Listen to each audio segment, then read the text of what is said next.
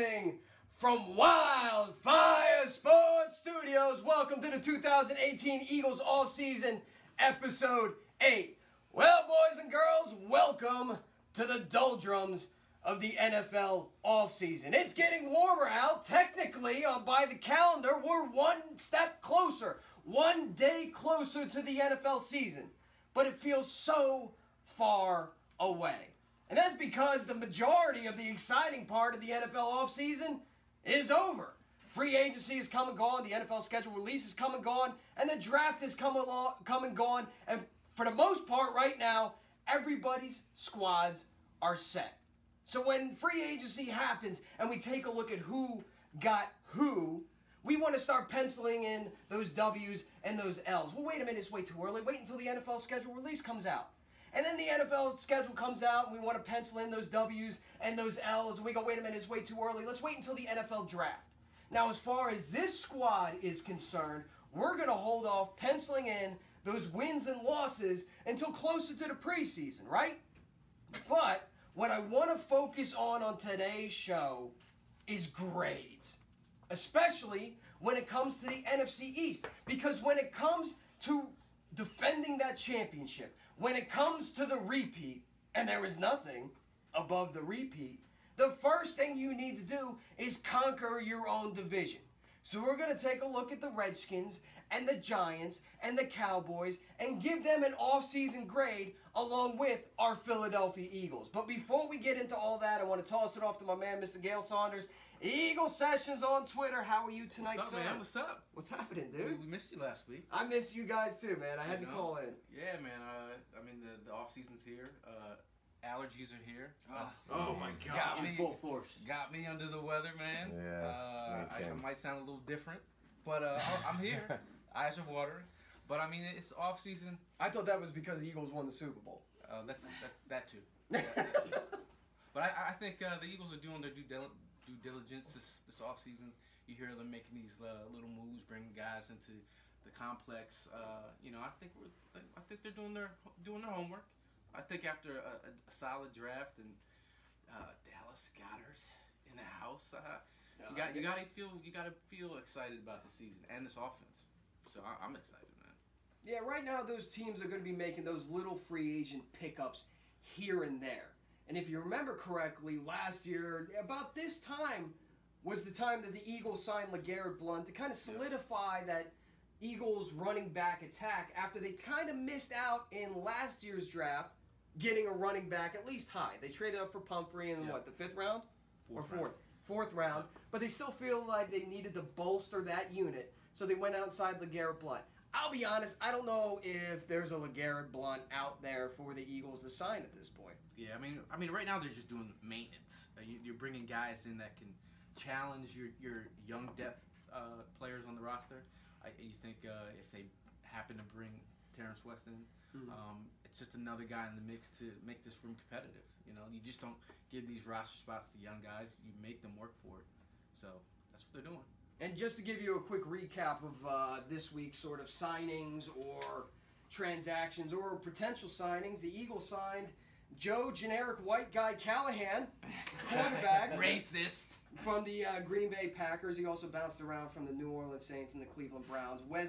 Quarterback from Wesley went undrafted. Local guy, too. Local Philadelphia sort of area guy. Yep. And he was the first D3 quarterback to pass for over 5,000 yards. Yeah. But still couldn't beat out Brett Hundley when Aaron Rodgers went down. Yeah. Camp Arm. Welcome to new Matt McGloin. Mr. Joe Callahan. Also signed Marcus Wheaton, who in 2015 had 44 receptions, 749 yards, and 5 touchdowns. That was his best year. The last 2 years, a whole lot of nothing, was on injured reserve his last year with the Steelers, and not that anybody did anything in Chicago, but, did nothing in Chicago along with the rest of the team. He dealt with injuries.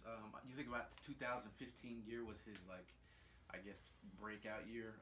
That's where he earned, $11 million from the Bears, but you think this has another scent of Joe Douglas because when he was with the Ravens, his last year with the Ravens, that's when Pittsburgh. Wrong guy. Yeah. I'm thinking Terrence West. We're gonna get there. Yeah, we're gonna get there. A little preemptive. But yeah, I mean, a guy that brings the depth, quality depth. He could be the Chris Givens 2.0 with special teams ability. Special teams, you know, it might be a guy they take a look at on punt returns, or kick returns, because even though Darren Sproles signed a year with the Eagles to continue on for a bargain. Yeah, well, he wants to be here, man. I know. He was part of that rehab unit. Well, he was part of that rehab unit when you talk about Chris Maragos and Jason Peters and Jordan Hicks and Carson Wentz. Like, Sprolesy was in with that entire group. Yeah. So he's just as hungry as those other guys. I think the Eagles did the right thing bringing him back, but they're not going to want him on special teams. That's something that they're not going to want to. You don't think so? Sproles? Not at his age, coming off injury. Not even being a punt returner? I think they'll try to explore other options. Maybe. Really? You know, he's a punt return guy. That's what I mean. He's such a stud punt returning. Yeah, I think they'll explore other options. Like, if they want him to be not full time. His longevity, again, how old he is, coming off injury, and correct me if I'm wrong, he didn't only tear his ACL, but he broke his arm in that game. Yeah. What a tough little son of a bitch. Like, who deals with that kind of... And walked off the field, face like stone. Just like nothing happened. Yeah. Unbelievable. But I think they did the right thing. Going back to your guy, Terrence West. He's not in the house yet. But they're kicking the tires on it. Two guys are kicking the tires on. One is Terrence West. Give him to me. I mean, I think he's flashed. I don't think he's you know, I don't think I wouldn't say he's serviceable. I mean, he could give you a couple reps here and there, but I don't think he's no. This isn't a blunt signing. Is there a guy on the roster that you could compare him to on our current roster? I think he was. I think he's upgrade of Smallwood. I was gonna say I think he has shown the productivity that they wanted out of Smallwood. His best year was in 2016, 774 4 yards, 5 touchdowns. If you can get that kind of production out of Smallwood, you wouldn't be looking at running backs right now. Unfortunately, Smallwood the dude just can't stay healthy. Yeah. So that's why you're kicking the tires. Also, a former big name coming out of the draft and an Alabama guy, Courtney Upshaw. Again, reeks of Alabama. Oh yeah. Courtney Upshaw. Oh yeah. You didn't hear about this? Recent? Yeah. Yates just tweeted it today. The Eagles are kicking the tires on 2012 former second-round picks. Spent 4 years in Baltimore, 2 years in Atlanta. Won a Super Bowl with the Ravens. You're talking about a guy with a Super Bowl ring. It's Joe Douglas. That is Joe Douglas. It just reeks of Joe Douglas. Anybody wearing that purple and black at one point is going... Because you know Joe's still got those connections down in Baltimore. So that happened just like an hour ago or something? Nah, bro. That happened like 4 hours ago. Well, goddamn. Look at you. Look at E-Rock. He's up on the news over Gale. E-Rock Schefter over here. E-Rock Schefter. Now, it is amazing that kind of relationships. And the Eagles front office does build relationships with other teams. The Miami Dolphins, remember they came up to Philadelphia for training camp to have a joint training camp for a couple days. I think it was 3 or 4 days. And then they taught that boy Jay Ajayi a lesson. And then they taught, And they took our Byron Maxwell. They took our Kiko Alonso. Exactly. So it's nice to have front office relationships with schmucks. With schmucks, with guys you can kind of get over on, dump off your garbage to get up and grab Carson Wentz. The Miami Fleeced. The Miami. There you go. So that's the updates on kind of the goings on inside the NovaCare complex. We got Mike working the social media on Periscope on 4th and John right now. Mike, how are you doing today? Doing all right. I mean, I wasn't able to watch highlights of the Carson Wentz on Good Morning Football, I believe it was, yesterday. And then he was just kept on explaining that he's determined to be ready week 1. Just gives me goosebumps, bro. I'm telling you. This is just going to have a crazy comeback year. I'm feeling a 40 touchdown season with this guy. Interesting. Hot take, little bold take. You're saying he's starting week 1? Is this what you're saying? Well, I mean, from him saying he's so determined to be in week 1, he's been saying this for a while now, but he was like being dead on serious. Like he's in for week 1. If he's in for week 1, book it, 40 touchdown season. Well, I mean, we got the weapons to make that happen. In fairness, what do you expect the guy to say? Like, do you expect him to go up there and him and Hall and be like, well, I'm not sure, we'll see. You know, he wants to start week 1. He's wanted to start since he went down. Mm-hmm. He's wanted to start. I tweeted out that picture on the 4th and JAWN account of him at the Super Bowl after party, looking just all sorts of like, man, I wish that was me. That guy was wanting to start now. Yeah, so again, there's going to be checkpoints along the way. We'll see how the progress goes in the rehab. I didn't check after the draft, just out of pure curiosity. Is Nick Foles still on the roster?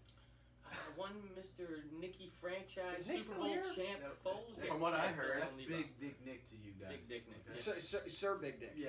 Sir Big Dick is still. And he got a little more money. And he got a little more money. For a thank you for the Super Bowl ring. Yes. That's pretty much what it was. Evan Bubblegum here working the soundboard. How are you today, sir? I'm on top of the world, man. I'm not only my Super Bowl champion, but this week, 2 days, I will also be a college graduate. Hey, pop the cherry. You did it. You didn't flunk out. Congratulations. Not yet. I still have time. There's still time. C's get degrees, man. But yeah, oh my god, that's something for another day. But aside from all that, dude, like I said, I'm a fan of Super Bowl champions, and not only that, but we are after the draft and after free agency, we are being touted as still the #1 team in the league by what looks like all of the national media. Yeah, buddy. Yeah, the first power rankings came out today, and the Eagles were firmly at the top of the #1 position, as they should be. Yeah, they You know, you're defending Super Bowl champions, and we're going to get into the Eagles offseason, kind of grade that, and justify why they should be #1. Because it's not just the fact that they're Super Bowl champions. I honestly think they're a better team this year They are than they were last year. Especially They when we're could healthy. be the #1 hated team now. I would love By the it. rest of the league. Bring it. Why, Bring the hate. and why do you say that?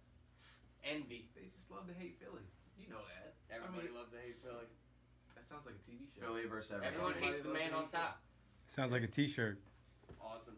So we're going to grade out the NFC East because again, if you want to do the repeat, and if there's nothing above the repeat, it is imperative to win your own division first. Personally, I don't think that's going to be much of a problem, but nevertheless, each team is coming in different than they were last year. Does that make it easier? Does that make it harder? We're going to try to decide right here, right now. So the first team I want to bring up off the bat, because I gave each one of you a team to give me your off-season scouting report, who they brought in free agency, who they lost in free agency, who they drafted. Who's got the New York Giants? Right her. All right, Mike. Give me the skinny on the New York Giants offseason. All right, so New York Giants, they've been in the air for me. They really didn't address much in their offense, which I was very shocked because that was a major problem for them this season, or this past season. But in the draft, I was really impressed with the pick they got. Will Hernandez, offensive guard. A lot of the experts were saying that he was a very underrated pick. I'm not sure how you feel about Will Hernandez. It was a good pick. It was a good pick in the second round because a lot of experts are saying he's going to be a top-notch offensive guard to help. That they got Saquon Barkley. That's going to be a big help for them in the future, as long as they have a nice offensive line down the road. I mean, they really didn't address that much besides getting Hernandez, but you still have Eli Manning. You still have 37-year-old Eli Manning with OBJ. That's just a freaking locker room problem as it is. Who knows? He might be still going after Dez Bryant. Dez Bryant still think it's signed. I just feel with their offseason grade, they're going to see for me. They didn't address. They got more weapons in defense, especially for the draft. I just feel they did not address their biggest problem in offense, which is a quarterback. And I just feel like they're not going to do much this year. I feel like they're going to be an 8-8 team, so I'm just going to see. Okay. I think out of all the teams, the other teams in the NFC East, Giants are my sleeper. They're not going to win the division.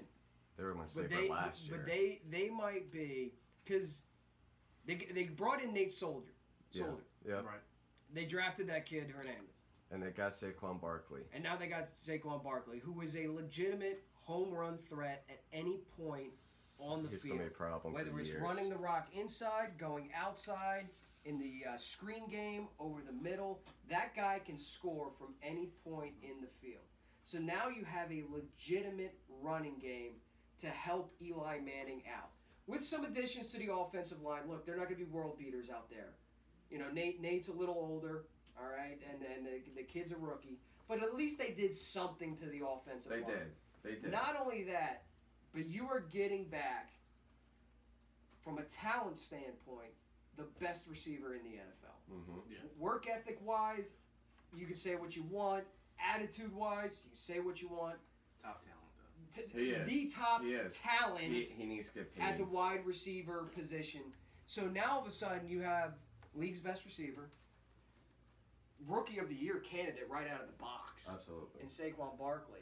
And a defense who now is not going to be on the field too long going 3 and outs. You know what I mean? Mm-hmm. Pat Shurmur is at least he might not be the sexiest pick at head coach, but I'd he's say average. Around an average. But coach. but he's a man who can put together an offensive system tailored to the strengths of the offense. You saw Absolutely. that in Minnesota, right? Yeah, I think he's also a player's coach. A lot of players really like Shermer. I think you got a culture switch going from the head coach they had last year to Shermer. Dumbass. I think it's Mecca-doo-doo. you know, at first, you know, I think Gettleman. I don't know if Shermer and I don't know if they blend well yet. Because have you seen any of their press conferences? Dude, look like Gettleman the is the echo. wrong guy. Yeah. Like I'll just come out and say it. I know some Giants fans would disagree with it. Gettleman's the wrong guy. Show me with what he did with the Carolina Panthers that made them any more of a contender than Cam Newton being healthy. Yeah. There's Nothing. nothing. This is the Nothing. guy that drafted Christian McCaffrey. This is the guy who let Ted Ginn walk. This is the guy, so on and so forth. You know, Gettleman, and it has nothing to do with the old school, new school, like the beep boop boop analytics thing. That was kind of weird though, for him to say that publicly. Like I was Yeah. like, really, dude? I just feel like he didn't do a bad offseason with the Giants. It just, I was surprised he did not address the offense that much. I understand that players are going to be coming back healthy, like OBJ, and Shepard's going to be playing more, and now they got to do Barkley, Solder. They're just in a weird place. Though. They are. That's why it's really interesting. That's why I was just giving a C, because I'm undecided. I It's mean, just I the mean, offense is in question for me. That right side of that line. I mean, Eric Flowers is holding out, trying to hold out. I mean, you have Eli Apple, a guy They were trying to trade him, too. that you reached for a couple years back is now your starting corner who had issues within the locker room. I don't know what is going on there. But that's your starting corner. Yeah. But there's other pieces that they needed. So, but the other thing is, Saquon Barkley is going to be the second highest paid running back ever, and he hasn't set foot on the field yet. Yeah. And you think about what they could have done to trade back, and they could have got a king's ransom. They should have got a quarterback. They really could have got a king's ransom. Nah, I won't say they should have got a quarterback. Like, you know, What? listen, I'm not. If you're not sold on the quarterbacks that are in this draft, and a lot of people weren't. A lot of people weren't. I just think the Giants in this situation this year, they're going to be win now ordeal, especially with Eli Manning in the helm. Yeah, the thing is they win now, but they don't have the win now players yet. I think they You know what I do. It's just my question is the offense. That's it. That's the defense. I think they're going to do really good this year. They're going to be solid. The defense is going to be just fine. Yeah, The offense, with a better.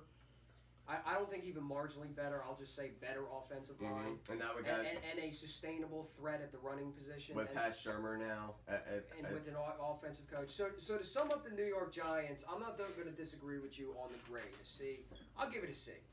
But it has the potential to be so much better because there's some unknowns there. There is. Also, too, I think without a doubt, they have the potential, I'll say even likelihood, of being the most improved team in the NFC East. I'm with you. They were at the bottom. Now, with you you. have the second overall pick for a reason. You stink. So that's not saying much, but if you take a look up and down the roster and the new additions, general manager, coach, OBJ's come back, Saquon Barkley. Everything on paper looks good like, for them. okay, they have the potential not to make an Eagles run, but, you know, do a hell of a lot better. If they get 6 wins, that's double last year. All right. I think Solder is one of the biggest key pieces them Absolutely. keep Eli upright. Yeah. You know, I think they overpaid for him, but They They had needed to. it. They They had needed it. When you got Eric Flowers and you're trying to trade him out there and nobody will bite at a conditional 7th round pick, Oh no. just shows you how bad that guy was. Eric Flowers really has some chutzpah, man. He was a turnstile last year, and he's He was holding terrible. out right now. He was terrible. it's weird, man. It's weird. Yeah. It's weird, and nobody wanted to trade for him. They offered him up on the block too during the draft for like a mid-round pick, and no one sniffed that either. Hell no. I think they would have gotten rid of him for like anything at that point. Jeez. All right, who has the Washington Redskins? Oh, I have the Washington Redskins. You have the Washington. Give me the skinny on the Washington Redskins offseason. Well, I mean, obviously Kirk Cousins left for our beloved Vikings and Skull fans out there. So I think they botched that. If we're going to be honest, I think they botched. How do you let a franchise quarterback go? But in return, they got Mr. Dink and Dunk, Alex Smith. I mean, he's serviceable. You know, he's not going to turn the ball over, but he's not going to, he's not going to wow you either. But they traded a Kendall Fuller and a 3rd round pick to get Alex Smith. I think in the draft it was kind of cool. They got that 3rd round pick back, but they have a solid quarterback starting for them. But who's he throwing to? It's hard to manage a game and be a game manager. And Alex Smith is the absolute definition. We've tried to assign that role, that saying, that cliche game manager term on a lot of other people. Fucking Alex Smith is the poster child of game manager. But it's hard to manage a game without a sustainable deep threat. I mean, he's got Jordan Reed in that sustainable deep threat you're talking about. They overpaid for Paul Richardson from the Seahawks. Yes. I mean, he got like I think $20 million guaranteed or something like that. Right. I mean, you still have Jordan Reed, and I think what they wanted to do in the offseason is beef up their interior defensive line because they're terrible against the run.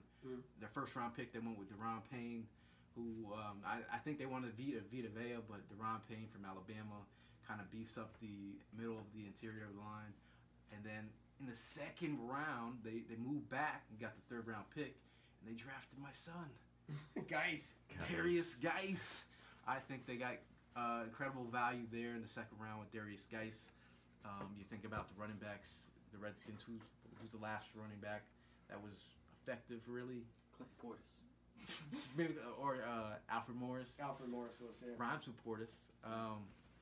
But Darius Geis is going to give them a power running game with a Alex Smith. He teamed that up. You know, it's going to be a dig and dunk, but they got some power, and they have some good offensive linemen.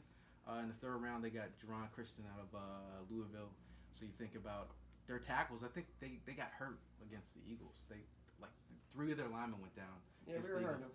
Right? We were hurting them. So they're looking to beef up their offensive line. They might move Christian inside. They in the 4th round, I think they got Apke from Penn State, the white cornerback that ran 4.34. White Lightning. Yeah, a lot of people raving about that on Twitter. Jason Sehorn 2.0. I mean, he's an athlete, but I think they reached on that one. Okay. Let's see who else. They got Tim Settle from Virginia Tech, another guy to beef up the middle, and then they followed up with Sean Dion Hamilton, a rangy linebacker in the middle. Dealt with mad injuries. Could be a starter, but he's got like torn everything. He's like you. He's like he's like me or the Black Sean. All right. And then they follow up with a corner. What's his name? Greg Stroman, with special teams ability. But So overall, altogether with the free agent acquisitions and those that they lost in free agency, Carry the 2. I'm gonna give him a B you're gonna give him a B. because I felt Okay. like when you lose a quarterback of Kirk Cousins, he's a basic plus. Mm-hmm. I think bringing in Alex Smith just to settle everything out. They did what they had to do. And What? They got some pieces. What's their record this year then? No. We'll get there. We'll Yeah. get there. We'll get All there. right. Y'all already know mine. So before I move on to our favorite team in the NFC East, the Before we move on to that, I remember watching the draft, right? And Geis's name finally comes off the board, and they make the announcement. And as the commissioner was walking off of the stage, something was said, and I was watching NFL Network specifically. Something was said where, I believe it was Mayock, said that, and something else is going to come out about this kid that might embarrass both him and the team that drafts him. And so far we have heard gots about any of that. He almost made it sound like a Laramie Tunstall-like bomb that was about to drop at the draft, and or the Des Bryant tape, and then nothing. We heard nothing. What was that all about? I mean, we kind of like touched on it last week. Yeah. But you know, there's like, and I've been trying to find some stuff on Geis, like for literally, you know, for weeks. Yeah. I was like, God damn, what is this? Like what is this? Like they kept like nobody has said the exact words of why he fell. They dance around it. They talked about him playing Fortnite, like him playing a lot of video games. They talked about his brother involved with, you know, some crime. His dad got murdered. He's never got in trouble or anything. And they still haven't danced around. I mean, they've been dancing around it. There's got to be something all the NFL teams know about that dude that they just don't want to take the chance on besides the Redskins. And I think the NFL can't say, like, if he is gay, they can't say it. No. All right, so there it is. It's the gay thing. That's the big thing. But if Mayock was saying it's embarrassing, like, was there like a video or is there something like crazy? There was nothing, literally nothing.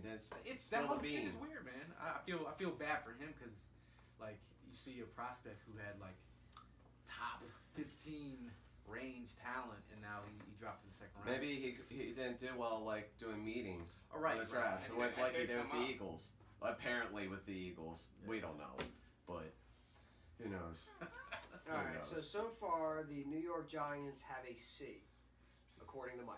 Yes. According to Gail, the Washington Redskins have a B. They got a B. Next is the Dallas Cowboys.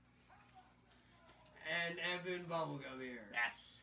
So I did my homework on everybody's favorite team, the Dallas Cowboys. And as we all know, they were slow out of the gate. Slow. Yeah, Jerry was caught sleeping. Who knows what was going on there? But after Des Bryant was handed his pink slip, this is what they replaced him with. We have Alan Hearns, who was... he had 1,000 yards and 10 touchdowns in 2015, but hasn't hit 500 yards and 4 touchdowns since. They have Tavon Austin, who's a gadget guy, and but he can run it and he can catch it, but he can do neither really well at all. He's like the poor man's Percy Harvin, who was the poor man's you name it. And Dante Hall. They got this guy Jihad Ward, who is a defensive tackle.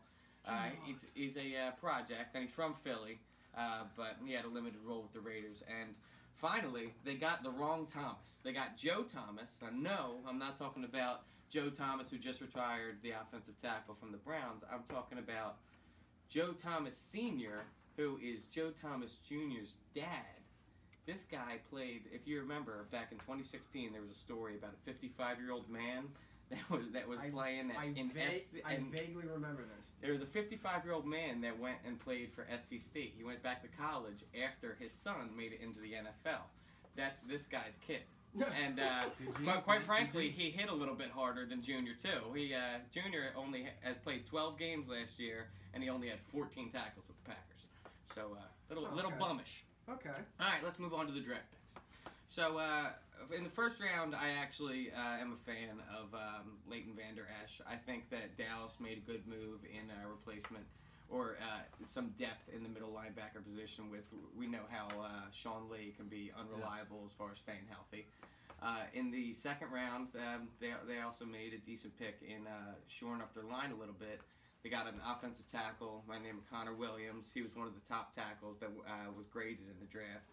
And I actually also like their third round pick. They got a decent wideout out of Colorado State, who his best season, I think last season, he had 100 receptions, 1,400 yards, and 7 touchdowns in 13 games. Granted, Colorado State is, probably not playing. Are they Pac-12? Do you know? Or I'm not sure. but regardless, It's got a good name for a Cowboy player, Michael Gallup. Gallup, yeah. But after that, it gets pretty ugly. They got this bum tight end because we got their guy, Dallas Goedert. So they settled with this this pick, Dalton Schultz, who He's actually pretty good. you think so? Because I'm looking at maybe the stats. Maybe the stats. There's more than just the stats. But let me read you his lines over his 3 years in college. 2015, 10 receptions, 121 yards, 1 touchdown. 23 receptions, 222 yards, 1 touchdown, and 22 receptions, 212 yards, and 3 touchdowns. That's a pretty bum college career, if you ask me. It didn't really light the world on fire. That's harsh, man. And finally, the guy that I looked at last was this guy, Dorrance Armstrong, who was a defensive tackle with the 1-11 Kansas Jayhawks. Although he did have a good game against Connor Williams, who is the Cowboys' second-round pick. My final grade, I believe that the wide receivers were replaced with inferior talent after Des Bryant left. I think that Dak really doesn't have a passing option for the most part, and after Witten left especially. So I'm going to give them a C-. C-. C-. They shored up the offensive line a little bit, but as for everything else, they replaced positions with inferior players. Got it. So we got a C- from Evan on the Cowboys. Mike's giving the New York Giants a C, and Gail is giving the Washington Redskins what I think is maybe like a generous B. Yeah. What I see from the NFC East, the rest of the NFC East, is a whole lot of 8 and 8. Mm-hmm. A whole So I feel with the lot of Giants. average. That's how I feel. Basic ball. Basic ball. Basic I bitches. hear you. Which means I think it's the Eagles' division to take. Now, look, I think the most improved New York Giants. Yeah. I think head and shoulders over everybody else, New York Giants, for all the reasons we previously stated. Shoring up the offensive line.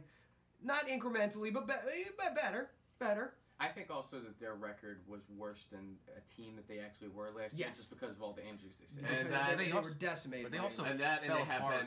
they have Ben McAdoo as a legitimate problem in the locker room as it is that people didn't want to play for. But they fell apart internally with. I mean, you had Landon Collins calling out Eli Apple on social media. Like, Yeah. Internally, they were. It was just bad.